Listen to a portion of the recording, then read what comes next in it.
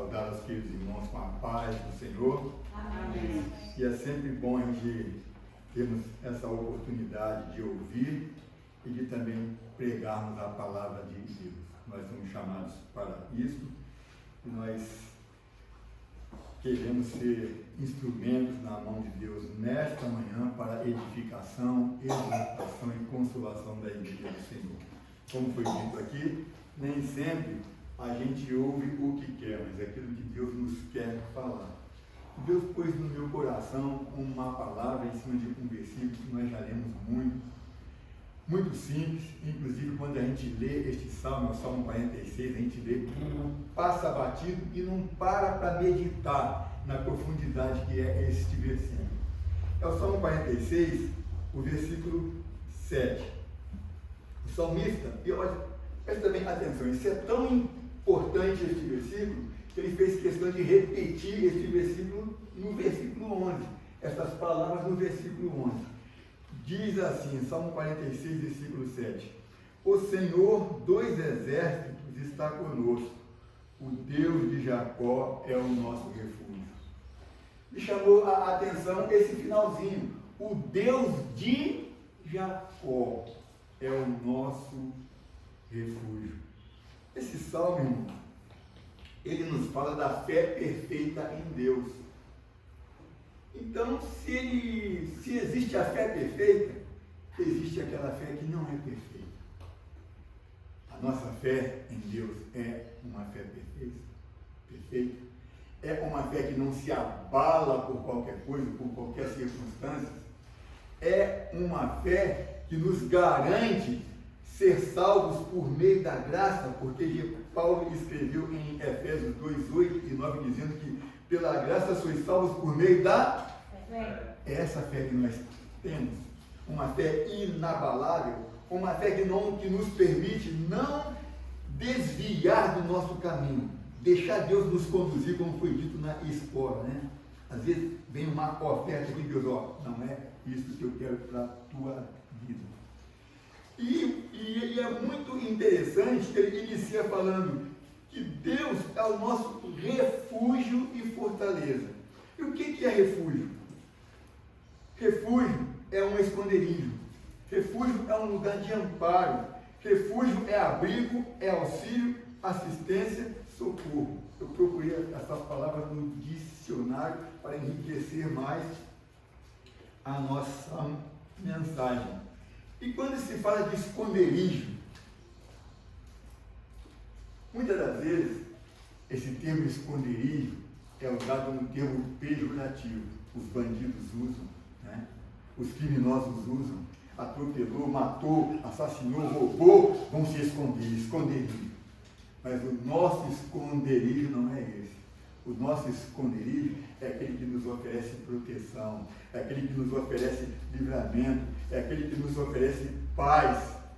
O Salmo 91, versículo 1 diz, aquele que habita no esconderijo do Altíssimo. Então Deus tem um esconderijo e nós precisamos estar sempre escondidos neste esconderijo, dizendo que a sombra do Onipotente descansará. E quando se fala de socorro bem presente na angústia, presta bem atenção, socorro bem presente, o salmista fala. Normalmente, o socorro costuma chegar sempre atrasado, né? Vamos tirar, por exemplo, nós temos criticando. O bombeiro só chega depois que a casa já está pegando fogo, porque ele também não pode saber se vai pegar o fogo ou não. A polícia só vem depois que o bandido já fez tudo. Então o socorro do homem, o socorro do mundo, é um socorro que atrasa, é um socorro que não é presente. E o socorro de Deus, ele não é só presente, ele é bem presente. Na hora da angústia. E o que é angústia, irmão? Aonde a angústia nos ataca? O primeiro lugar que a angústia ataca é o coração, porque é do coração que vem o seu ânimo. Salomão diz que do coração procede as saídas da vida. Então, uma pessoa angustiada, ela é desmotivada, é uma pessoa paciente e muitas das vezes até intolerante. É verdade que existe aquelas pessoas que na hora da angústia se acolhem, fica ali, amuada. Glória a Deus se todo mundo fosse assim. Porque muitas pessoas, por causa da angústia, se tornam agressivas, se tornam antissocial. E Deus é o nosso socorro bem presente nesta hora. Ou seja, Deus guarda o nosso coração. É como Paulo diz, não estejais ansiosos por coisa alguma, antes as vossas petições sejam todas conhecidas diante de Deus pela oração e ação de graças. Ele diz que Deus confortará os nossos corações. E quando se fala de... ainda eu marquei uma referência para explicar onde a angústia nos ataca, é o Salmo 73, versículo 26. Estou pertinho aqui, eu vou ler. 73, versículo 26, olha o que o salmista diz.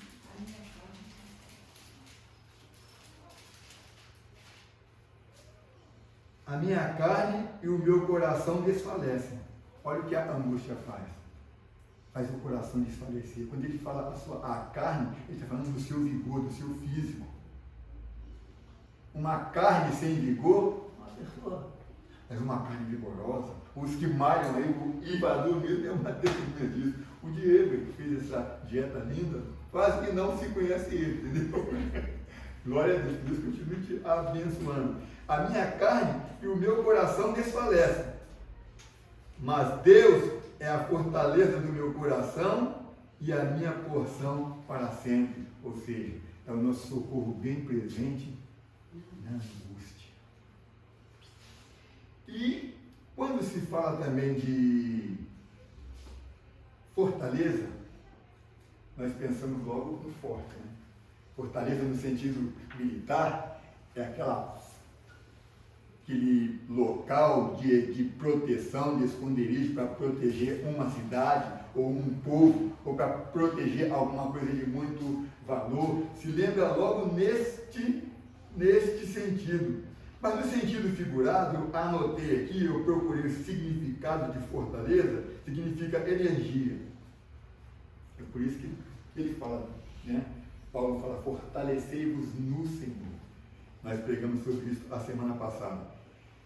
Energia, força, segurança, firmeza, e o que dá estabilidade, resistência, potência e proteção. Então, quando diz que Deus é o nosso refúgio, volta no versículo 7, por favor, do Salmo 46.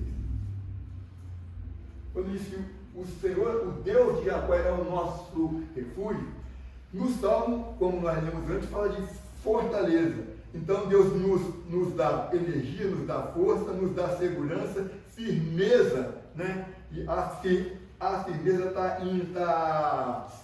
relacionada às nossas atitudes, às nossas decisões. Quantas vezes não temos firmeza nas decisões que temos que tomar? Quantas vezes não temos firmeza naquilo que temos que fazer?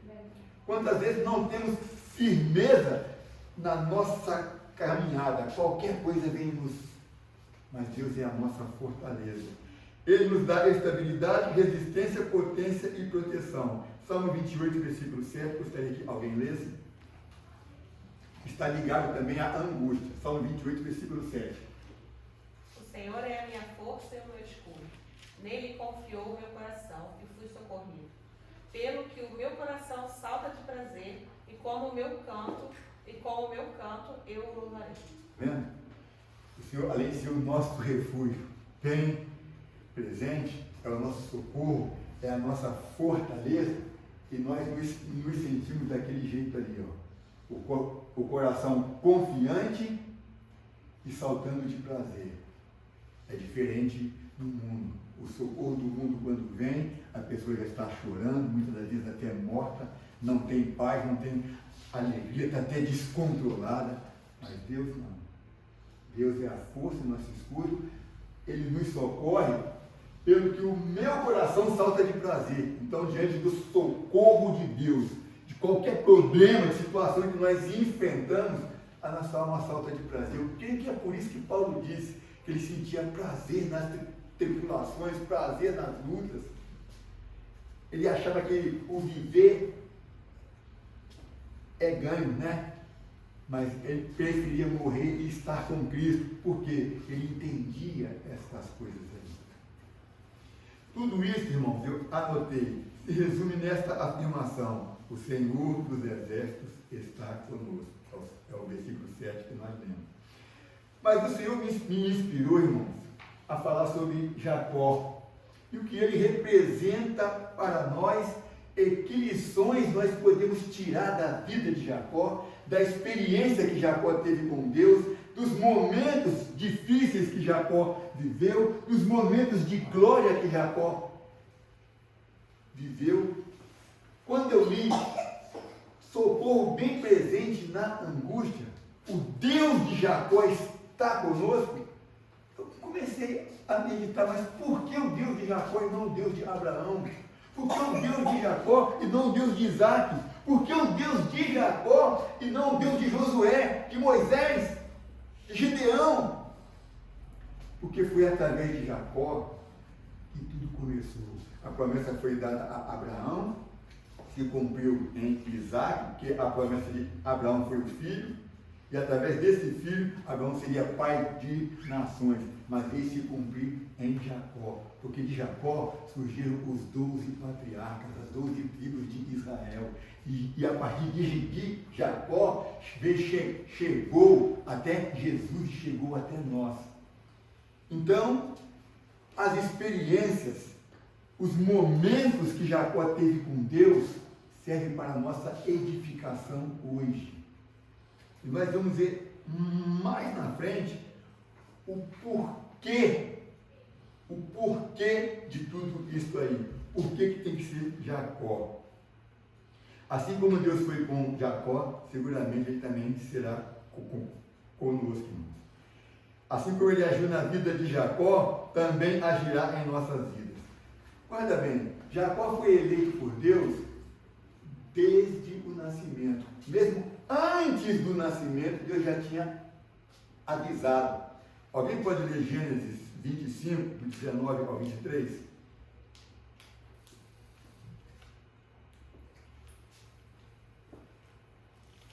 E estas são as gerações de Isaque, filho de Abraão. Abraão gerou a Isaque. E era Isaque da idade de 40 anos quando tomou a Rebeca, filha de Betuel, arameu de Padã-Arã, irmã de Labão, arameu, por sua mulher. E Isaque orou instantemente ao Senhor por sua mulher, porquanto era estéril, e o Senhor ouviu as suas orações, e Rebeca, sua mulher, concebeu. E os filhos lutavam dentro dela. Então disse: se assim é, porque sou eu assim? E foi-se a perguntar ao Senhor. E o Senhor lhe disse: 2 nações há no teu ventre, e 2 povos se dividirão das tuas entranhas. Um povo será mais forte do que o outro povo, e o maior servirá ao menor. E quem era o maior? Esaú, porque ele nasceu primeiro. E diz a Bíblia que quando nasceu, saiu primeiro Esaú, e Jacó já veio segurando no pé de Esaú. Os irmãos leram isso? Já veio segurando no pé. Então, certamente, desde o ventre da sua mãe, nós podemos alegar e não afirmar, e podemos interpretar que o plano de Deus para a vida dele ele já estava desde o ventre. Então, ele foi chamado desde o ventre, e existem outras passagens, nós vamos ler aqui, que fala que Deus amou a Jacó e aborreceu a Esaú. Então, desde o ventre, ele foi escolhido por Deus para ser o pai dos patriarcas. E nós podemos ler isso aqui, comparando com Malaquias, capítulo 1, versículos 1 e 2. E só a parte 3 do versículo A. Alguém pode ler? Vinícius. Malaquias 1, versículo 1 e 2, e só a primeira frase do versículo A. Do 3. Peso da palavra do Senhor contra Israel pelo ministério de Malaquias. Eu vos amei, diz o Senhor, mas vós dizeis, em que nos amaste? Não foi Esaú, irmão de Jacó? Disse o Senhor, todavia amei a Jacó e aborreci a Esaú. Ainda Romanos 9, 10 a 13.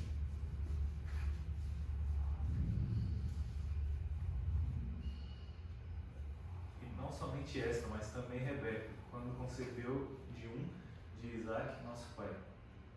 Porque não tendo eles ainda nascido, nem tendo feito bem ou mal, para que o propósito de Deus segundo a eleição ficasse firme, não por causa das obras, mas por aquele que chama. Foi-lhe dito a ela, o maior servirá ao menor. Como está escrito, amei Jacó e aborreci Esaú. Então, desde o ventre, Jacó já foi escolhido por Deus. E Deus quebrou ali um tabu, porque tinha que ser Esaú, por ser o maior. Mas por causa do temperamento de Esaú, Deus escolheu Jacó. É verdade que Jacó tomou posse de forma errada, né, dessa primogenitura, mas vamos ver mais na frente. O engano, a mentira, esse é um dos significados também do seu nome. Então, assim como Deus chamou Jacó desde o ventre e o escolheu, Deus também quer fazer na vida de todas as pessoas existentes neste mundo. Foi dito aqui na escola que Deus tem um propósito para a vida de cada um e um plano traçado. Ele nos conduz para não desviarmos desse plano, mas Ele respeita a nossa escolha. Enquanto nós estivermos obedientes, Ele nos conduz. A partir do momento que a gente disser, eu não quero, Ele vai respeitar. E a consequência vai ser de quem recusar os planos e os propósitos de Deus para a sua vida. E infelizmente, irmãos, muita gente é chamada. O próprio Jesus disse isso. Muitos são chamados, mas poucos escolhidos. Por quê? Porque não querem seguir as orientações de Deus. Não querem que o Deus de Jacó, seja o seu refúgio. Não quer que o Senhor dos Exércitos seja a sua fortaleza. É diferente do que aconteceu com Jacó. E eu pergunto, queremos nós estar entre os escolhidos ou entre os desclassificados e rejeitados? Deus dá uma oportunidade a todas as pessoas, assim como deu a nós. Podemos ler Romanos capítulo 5, versículo 8. Depois João 3, 16. Mas Deus prova o seu amor para conosco, em que Cristo correu por nós, sendo nós ainda pecadores. João 3, 16, nós sabemos de qual, porque Deus amou o mundo de tal maneira que deu seu Filho unigênito para que todo aquele que nele crê não pereça, mas tenha a vida eterna. E disso nós vemos o chamado de Deus para todos. O amor de Deus sendo manifestado para todos, ainda sendo pecadores. Né? Então Deus está chamando, mas muita gente não está atendendo ao chamado de Deus. E eu pergunto novamente, queremos estar entre os escolhidos, ou entre os desclassificados, ou entre os rejeitados? Certamente entre os escolhidos, né, irmão? E em correspondência a esse amor de Deus, podemos dizer, como o próprio João diz, tem vários versículos na palavra de Deus que fala isso, que nós o amamos porque Ele nos amou primeiro. Eu achei interessante uma coisa que o Diego disse, não sei se foi numa pregação ou num estudo, ele disse que a pessoa aceitou Jesus, ninguém aceita. Como é que foi que você disse mesmo? As pessoas, parece que ninguém escolhe Jesus ou aceita. Ele é quem nos escolheu primeiro e Ele é quem se deu por nós. O que nós precisamos fazer é reconhecer e aceitar que esse sacrifício foi em nosso favor. E porque Ele nos amou primeiro. 1 João 4,19. Quer alguém pode ler? Por favor. Nós o amamos porque Ele nos amou primeiro. Salmo 100, versículo 3.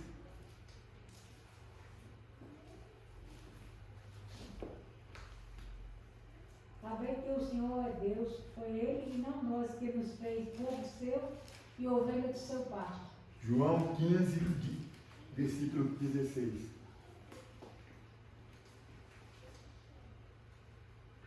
Não me escolheste vós a mim, mas eu vos escolhi a vós, e vos nomeei para que vades e deis fruto, e o vosso fruto permaneça, a fim de que tudo quanto em meu nome pedir ao Pai, Ele vos conceda. Leia de novo de não até vós, aqui, só a primeira frase. Não me escolheste vós A mim, a mim, mas, eu vos escolhi a vós. então, não fomos nós que escolhemos Jesus. Ele é quem nos escolheu. Porque Ele nos chamou e nós atendemos a este chamado e aceitamos este chamado. Voltando a falar sobre Jacó, porque o Deus de Jacó, o nome Jacó significa duas coisas: suplantador e enganador. E muitas das vezes a gente tem essa palavra suplantador como uma coisa pejorativa, como uma coisa negativa. Enganador sim, mas suplantador não. Suplantador, eu pesquisei no dicionário, diz alguém que cumpre uma missão difícil com rejeição. Este é o suplantador. Ele tem uma missão muito difícil, ele vai suplantar, ele vai vencer todos os obstáculos daquela missão. E com muitas adversidades. Isso significa suplantador. Significa também superar, ultrapassar, vencer, dominar, ocasionar a saída de alguém e, no sentido da humilhação, se prostrar. E desde o ventre da sua mãe, marquei as referências aqui, desde o ventre de sua mãe, Jacó tentava já superar e ultrapassar Esaú, como nós dizemos aqui. Ele nasceu agarrado nos pés. Pode ler Gênesis 25, do versículo 24 ao 26, irmã Maria? Gênesis capítulo 25, do 24 ao 26. Olha o significado de suplantar, de suplantador. E cumprindo-se os seus dias para dar à luz, eis gêmeos no seu ventre. E saiu o primeiro, ruivo e de todo como uma veste cabeluda. Por isso chamaram o seu nome Esaú. E depois saiu o seu irmão, agarrada sua mão ao calcanhar de Esaú. Por isso se chamou o seu nome Jacó. E era Isaque da idade de 60 anos, quando os gerou. Está vendo? Jacó já nasceu agarrado no pé. Ó, eu vou te superar, rapaz. Então, a primogenitura é minha. Ó, o pai das 12 tribos vai ser eu. Ele fez cumprir esse significado, ocasionar a saída de alguém ou superar e ultrapassar, né? E também, mais tarde, ele usou de astúcia para pegar essa primogenitura. Ali, se nós lermos o texto, vamos ver que ele enganou, vamos pensar que ele enganou Esaú. Mas no finalzinho do texto, tem uma frase que esclarece tudo. Está aqui, ó, no capítulo 29, dos versículos 29 ao 34. Irmã Maria continua lendo, capítulo 25, 29 ao 34. E Jacó cozera um guisado, e veio Esaú do campo, e estava ele cansado. E disse Esaú a Jacó: deixa-me, peço, de comer desse guisado vermelho, porque estou cansado. Por isso se chamou o seu nome Edom. Então disse Jacó: vende-me hoje a tua primogenitura. E disse Esaú: eis que estou a ponto de morrer, e para que me servirá logo a primogenitura? Então disse Jacó: jura-me hoje. E jurou-lhe, e vendeu a sua primogenitura a Jacó. E Jacó deu pão a Esaú, e o guisado das lentilhas. E ele comeu, e bebeu, e levantou-se, e foi-se. Assim desprezou Esaú a sua primogenitura.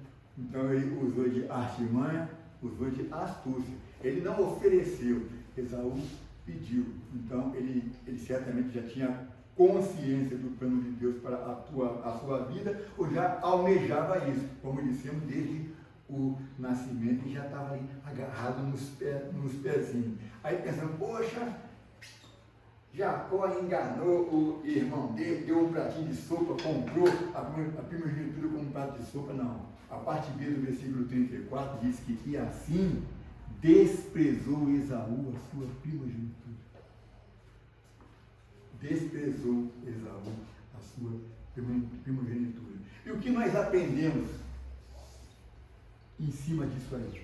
Eu falei no início que a vida de Jacó nos dá base para aprendermos coisas boas que ele fez e evitar as ruins que ele cometeu. Porque ele errou e errou feio, nós vamos ver aqui. Não podemos negligenciar a nossa salvação e nem negociá-la com qualquer coisa, seja cargos, posições, dinheiro, fama, poder e etc. E é o que está acontecendo muito hoje. A igreja deixou de ser um organismo vivo e espiritual, onde as pessoas querem buscar a direção de Deus, o poder de Deus. Tem pessoas que, para ser consagrada, ficam lambendo o pastor. É verdade. Tem pessoas que, às vezes, não têm aptidão para determinada coisa, mas ele quer ser. Aí, a qualquer custo, passa por cima do seu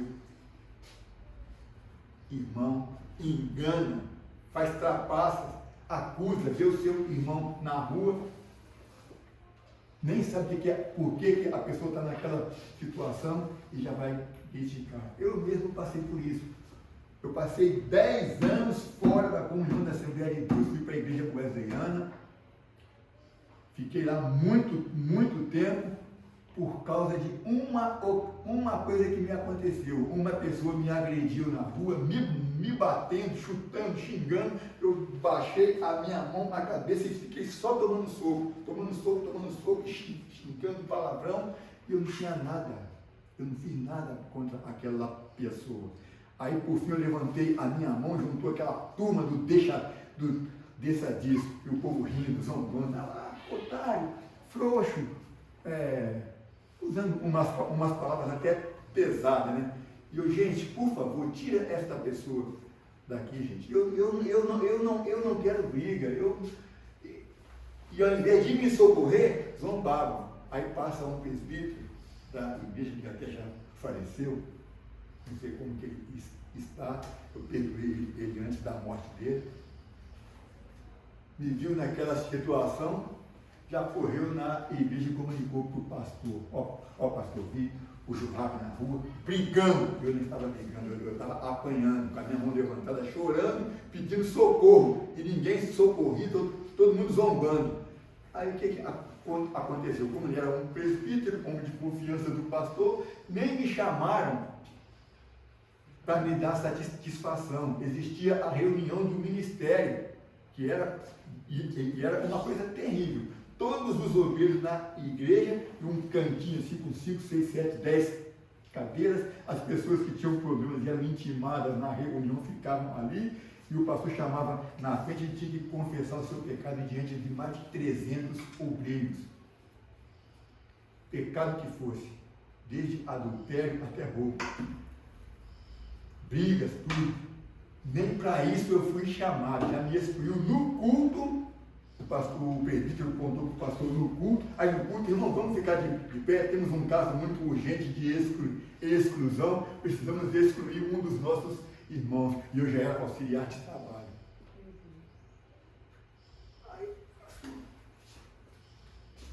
Aí encontro um outro irmão, e nesse dia eu não fui no culto, encontro um irmão na rua, ué, João, o que você fez, cara? Você foi excluído das pressas ontem, nem tempo de esperar a reunião do ministério tinha. O que você fez? Eu não fiz nada, não. Não, mas você fez? Eu não fiz. Aí que eu fui saber da história. Então, o que é isso aí? A igreja hoje, graças a Deus aqui não tem isso, não sei se no Brasil ainda tem, eu estou aqui na Europa há 20 anos, quando vou lá, participo do culto, prezo, basta, não estou congregando sempre lá. Mas antigamente parecia que tinha irmãos que ganhavam comissão para tomar conta da vida dos outros. Entendeu? E isso tudo está envolvido com engano, está envolvido com fofoca, está envolvido com negociar a sua salvação a tudo de cargo, de posição. E nós não podemos, irmão, nem por dinheiro, nem por fama. Se Deus te der, Paulo fala assim, eu não ousaria dizer nada que Jesus por mim não tenha feito. E quanta gente estão dando falsos testemunhos que estão se voltando para nós. Isso nós aprendemos na vida de Jacó. Nós aprendemos com a vida de Jacó.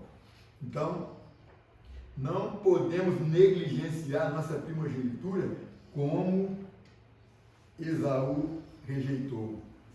Leia Hebreus 2, versículo 3 e 4, depois do capítulo 3, 12 e o 14. Deivinho, pode ler? Hebreus capítulo 2, versículo 3 e 4. Como escaparemos nós, se não atentarmos para o que tão grande salvação, a qual, começando a ser anunciada pelo Senhor, foi confirmada pelos que a ouviram, testificando também Deus com eles, por sinais e milagres e várias maravilhas, e dons do Espírito Santo, distribuídos por sua vontade. Não é distribuído por sua vontade? Capítulo 3, versículo 12 e o 14. Vede, irmãos, que nunca haja em qualquer de vós um coração mau e infiel, para se apartar do Deus vivo.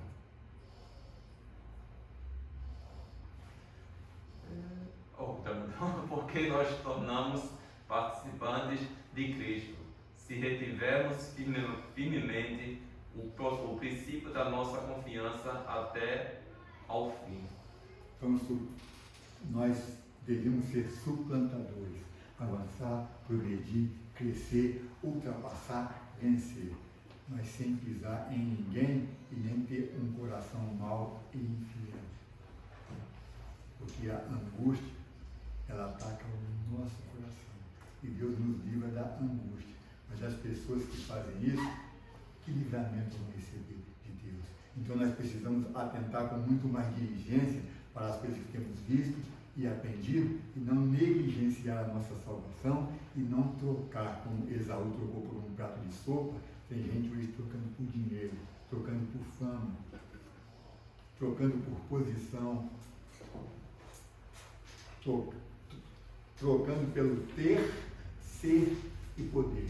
Nós não temos nada, não podemos nada e não somos nada sem Jesus. Ele diz, sem mim, nada podeis fazer. Vamos correr um pouquinho.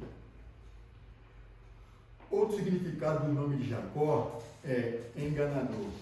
Enganador todo mundo sabe, né? Aquele que engana, o trapaceiro, falso. E foi o que ele justamente fez, juntamente com a sua mãe. Enganou o seu irmão, enganou o seu pai, que queria dar a bênção para Esaú. Nós conhecemos a história, depois os irmãos podem ler. A história está no capítulo 27, do versículo 1 ao 29, os irmãos anotam para ler em casa aí.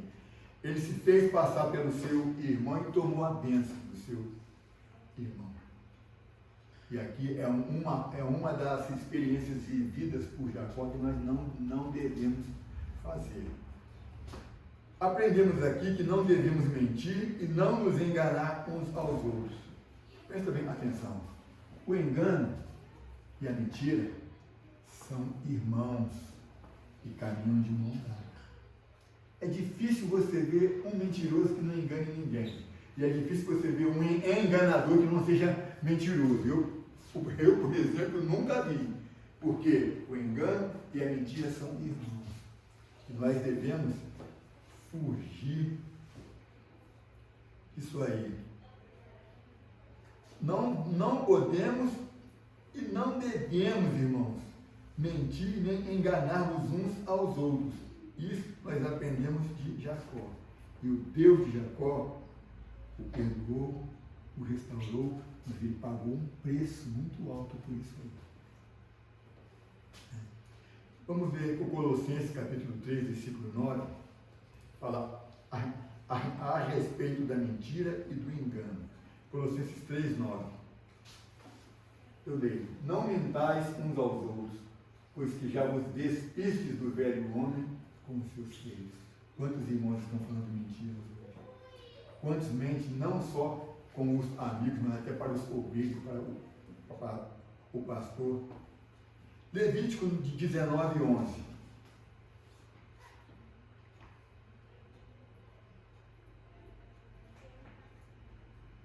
Não furtareis, nem mentireis, nem usareis de falsidade, cada um com o seu próximo. O que mais tem? É o que mais tem hoje. Efésios 4:25. Eu marquei umas 5, ou seja, não tem muito mais referência. Efésios 4:25. Pelo que deixai a mentira e falai a verdade, cada um com o seu próximo, porque somos membros uns dos outros. Salmo 32, versículo 2. Bem-aventurado o homem a quem o Senhor não imputa a maldade e em cujo espírito não há. Quem tem engano no seu espírito, na sua mente, no seu coração, é um enganador. E por fim, Timóteo,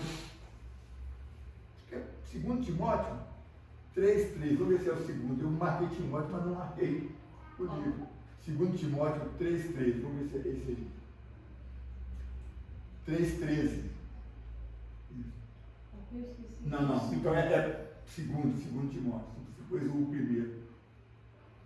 Mas os homens maus e enganadores irão de mal a pior, enganando e sendo enganados. Por isso que a gente não podemos agir desta forma. Porque senão, o Deus de Jacó não será o nosso refúgio e não será o nosso socorro em tempo de angústia. Sabe por quê? Deus não compactua com esse tipo de coisa. Então, por que Deus abençoou Jacó? Estuda a vida de Jacó. Ele enganou seu irmão uma vez, porque na segunda foi Esaú que, na primeira Esaú desprezou e na segunda ele enganou. Mas o que ele passou lá com o seu sogro, Labão? Ele tinha Raquel, trabalhou 7 anos por causa dela. Aí no dia do casamento, quando ela se casava, ela estava com um véu no rosto, quando ele puxou ela velha. Foi enganado pelo sogro. Teve que trabalhar mais 7 anos. O sogro dele estava dando calote nele lá com as ovelhas. Aí ele pegou, usou de esperteza. Aí ele já deixou de ser enganador para ser de novo o suplantador, o esperto. Começou a malhar as ovelhas e pôr. Aí quando as ovelhas iam parir, só pariam malhadas. E ele se enriqueceu, mas ele pagou um preço muito alto, porque assim como Paulo, que era o perseguidor, passou a ser perseguido, o Jacó, o enganador, passou a ser enganado. E aqui diz que os homens maus e enganadores irão de mal a pior. Então, enquanto se viver no engano, enquanto se viver na falsidade, enquanto se viver na mentira, só vai afundando. É um abismo chamando outro abismo, andar de mal a pior, enganando e sendo enganado. Mas até o ponto em que ele se arrependeu e se consertou. Esse é o caso de Jacó. E isso causou uma ira mortal no seu irmão, quando ele enganou, ele tomou a bênção. E Esaú propôs matar o seu próprio irmão. Aí ele trapaceou. Já quando ele foi diante do pai dele, pai, se eu não tenho uma outra bênção para mim, ele já maquinou isso. Então, quando meu pai morrer, eu vou matar ele. Aí a mãe dele vai, manda ele fugir para Padã para estar com Labão. Aí lá ele viveu as experiências que contamos. Foi enganado várias vezes pelo próprio sogro. Está aqui em Gênesis 27, 36 a parte A e do 41 ao 45. Ana Maria, Gênesis 27, 36a, do 41 ao 45. Se você vai ler só até chamado Jacó. Então disse ele, não foi o seu nome justamente chamado Jacó? Quando ele descobriu que Jacó o tinha enganado. Aí lê agora do 41 ao 45. Por favor. E aborreceu Esaú a Jacó por causa daquela bênção, com que seu pai o tinha abençoado. E Esaú disse no seu coração: chegar-se-ão os dias de luto de meu pai, então matarei a Jacó, meu irmão.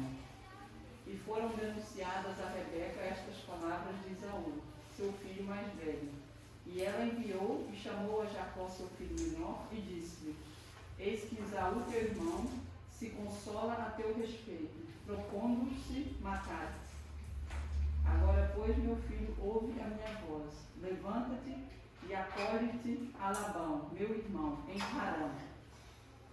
E mora com ele alguns dias até que passe o furor do teu irmão, até que se desvie de ti a ira de teu irmão, e se esqueça do que lhe fizeste. Então enviarei e te farei vir de lá, porque seria eu desfilhado também de vós, ambos no mesmo dia? E disse Rebeca a Isaque: enfadada estou da minha vida, por causa das filhas de Réter.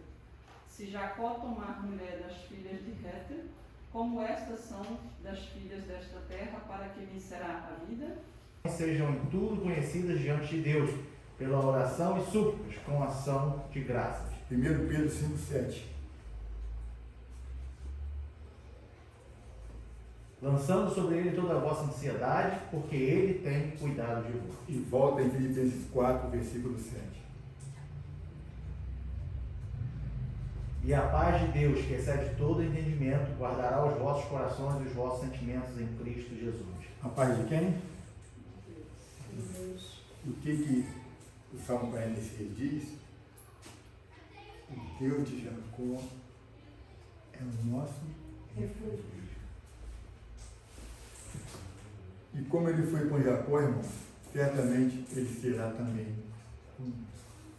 Estamos para terminar, porque eu preciso falar de uma coisa muito interessante relacionada a nós hoje. Eu perguntei mas no começo da mensagem, não foi? Mas por que o Deus de Jacó? De Jacó chegou até nós. De Jacó chegou até nós. Muitos não sabem deste mistério. Eu já preguei isso na igreja aqui uma ou duas vezes, vou repetir, porque hoje em dia estão desmerecendo o Velho Testamento com desculpa de que foi para Israel e não para a igreja.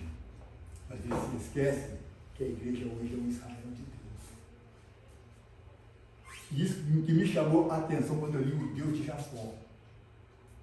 Isso me chamou muito a atenção. Basta ver o chamado de Abraão: tu serás pai da nação de Israel, das 12 tribos. Não, tu serás pai de nações. E todas as famílias da terra serão benditas em ti. Tem outra passagem que diz: e em ti serão benditas todas as nações da terra. Então nós vamos ver o porquê nós temos que ter o Deus de Jacó como o nosso refúgio.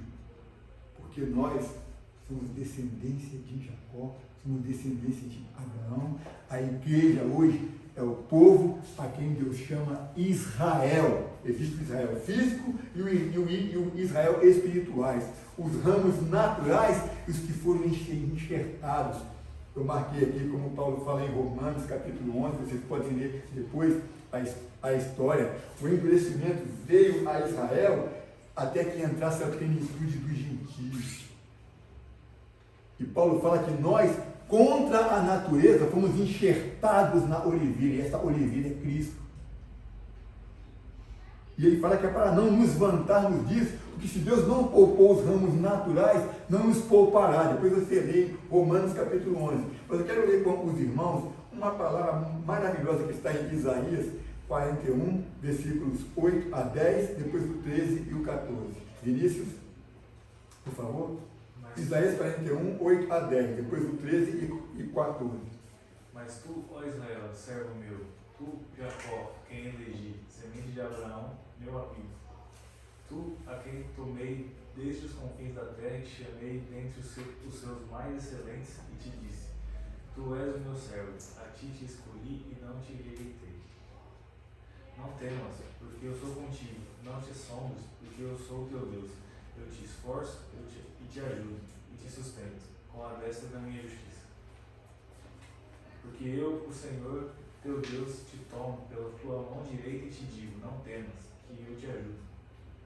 Não temas, ó bichinho de Jacó, povozinho de Israel, eu te ajudo, diz o Senhor, e o teu Redentor é o Santo de Israel. Aí alguém pergunta, não, pastor, mas o que isso aí tem a ver conosco? Volta no versículo 8, por favor, tá? Isaías 41:8. O que isso tem a ver conosco? Presta atenção. Mas tu, ó Israel, está falando de um povo, servo meu, tu, Jacó, a quem elegi, semente de Abraão, meu amigo. Isso me chamou muito a atenção. Vamos comparar isso com Filipenses 2, versículo 11 a 22. É uma leitura um pouco longa, né? São 11 versículos. Aí eu gostaria que o Diego lesse, por favor. Filipenses capítulo 2, comparar com esse versículo 8 aí. Filipenses 2, do 11 ao 22. 11, 22. É. Pode ler lá mesmo, se você quiser. Pois nós estamos sendo extensivos, porque o culto começou muito tarde, tá, irmão? Irmãos, tenham um pouquinho de paciência, estou terminando já. Faltam mais umas 4 páginas aqui só. E toda língua confesse que Jesus Cristo é o Senhor, para a glória de Deus Pai. De sorte que, meus amados, assim como sempre obedecestes, não só na minha presença, mas muito mais agora na minha ausência, assim também operai a vossa salvação com temor e tremor. Porque Deus é o que opera em vós tanto querer como efetuar, segundo a sua boa vontade. Fazei todas as coisas sem murmurações nem contendas, para que sejais irrepreensíveis e sinceros. Não, irmão, acho que é Efésios então. Peraí, eu marquei Filipenses, mas acho que é Efésios. Vê Efésios 2, 11 a 22, desculpa. Na hora de escrever aqui, eu escrevi errado. Efésios 2, de 11 a 22. Isso, é esse aqui, ó. Portanto, lembrai-vos de que vós, no outro tempo, eres gentios na carne, chamados incircuncisão, pelos que na carne se chamam circuncisão, feita pela mão dos homens. Que naquele tempo estáveis sem Cristo, separados da comunidade de Israel, e estranhos aos concertos da promessa, não tendo esperança e sem Deus no mundo. Mas agora, em Cristo Jesus, vós que antes estáveis longe, já pelo sangue de Cristo chegastes perto. Porque Ele é a nossa paz, o qual de ambos os povos fez um, e derribando a parede de separação que estava no meio, na sua carne, desfez a inimizade, isto é, a lei dos mandamentos, que consistia em ordenanças, para criar em si mesmo dos dois um novo homem, fazendo a paz e, pela cruz, reconciliar ambos com Deus em um corpo, matando com elas inimizades. E vindo ele, evangelizou a paz a vós que estáveis longe e aos que estavam perto, porque por ele ambos temos acesso ao Pai em um mesmo Espírito. Assim que já não sois estrangeiros, nem forasteiros, mas concidadãos dos santos e da família de Deus, edificados sobre o fundamento dos apóstolos e dos profetas, de que Jesus Cristo é a principal pedra da esquina, no qual todo o edifício bem ajustado cresce para templo santo no Senhor, no qual também vós, juntamente, sois edificados para a morada de Deus no Espírito. Repete o versículo 12, por favor. Que, naquele tempo, estáveis sem Cristo, separados da comunidade de Israel, e estranhos aos concertos da promessa, não tendo esperança e sem Deus no mundo. No versículo 11 diz, éreis gentios. Mas eles eram de Éfeso. Éfeso era uma cidade que ficava na divisa entre a Turquia e a Ásia. Ficava na Turquia. E os turcos tinham como cidade deles. Mas nós fomos ler no livro de Apocalipse, carta às 7 igrejas da Ásia. Éfeso está relacionada com uma das igrejas da Ásia. Então, e esta cidade foi fundada por gregos. Essa cidade não era uma cidade de judeu, não pertencia a Jerusalém, não era do povo de Israel, era gentio. E no versículo 11 aqui Paulo fala, lembrai-vos que éreis gentios, mas eles depois que se converteram, deixaram de ser efésios. Por exemplo, nós deixamos de ser brasileiros, o alemão deixou de ser alemão, ele deixou de ser gentio, ainda que ele não fosse da nação de Israel. E ali diz, ó, volta-nos no 12, por favor. Eram gentios, naquele tempo estavam sem Cristo, separados da comunidade de Israel. O que é separado? É desligado. E é por isso que eu pedi para os irmãos lerem Romanos capítulo 11, que ali fala, explica essa separação que hoje não existe mais. Nós, depois que aceitamos a Cristo, ó, estarem sem Cristo, separados. Então, como temos Cristo, não estamos mais separados da comunidade de Israel. Deus hoje nos enxerga como o Israel espiritual, a igreja. Como ele disse para Abraão, todas as nações. Então, a igreja hoje é o Israel de Deus. E por se falar de Abraão, como no versículo que nós vimos lá, falava de Abraão, leia ainda o Gálatas 3, 7 e 9. Gálatas capítulo 3, versículo 7 e 9. Olha quem são os filhos de Abraão. Valeu para ler? Sabei, pois, que os que são da fé são filhos de Abraão. Vocês são da fé? Nós somos da fé? Então nós somos o quê? Filhos de Abraão. E Abraão não é o pai dos israelitas? Tudo começou com Abraão e veio a se completar com Jacó. Por isso, nós servimos ao Deus de Jacó. Então, leia o versículo 9, por favor. De sorte que os que são da fé são benditos com o crente Abraão. Então, nós cremos em Cristo, somos filhos de Abraão e somos benditos como o crente Abraão. Em teu nome serão benditas todas as nações da terra. Então, Deus enxerga a sua igreja hoje como o Israel espiritual. Leia com calma Romanos 11. Vou bater muito nessa tecla. Leia e estude Romanos 11 e compare com Efésios 2, 11 a 22. Eu marquei aqui Filipenses, não sei de onde eu tirei isso. Então, nós, a igreja, somos o povo a quem Deus chama Israel. Para terminar, por isso, Ele, o Deus de Jacó, é o nosso refúgio. Que nós possamos guardar isso nas nossas mentes e nunca nos esquecer de quem éramos e da eleição que nos foi concedida gratuitamente pela fé em Cristo Jesus. E considerar sempre o Deus de Jacó como o teu refúgio, como o nosso refúgio. Que Deus nos abençoe em nome de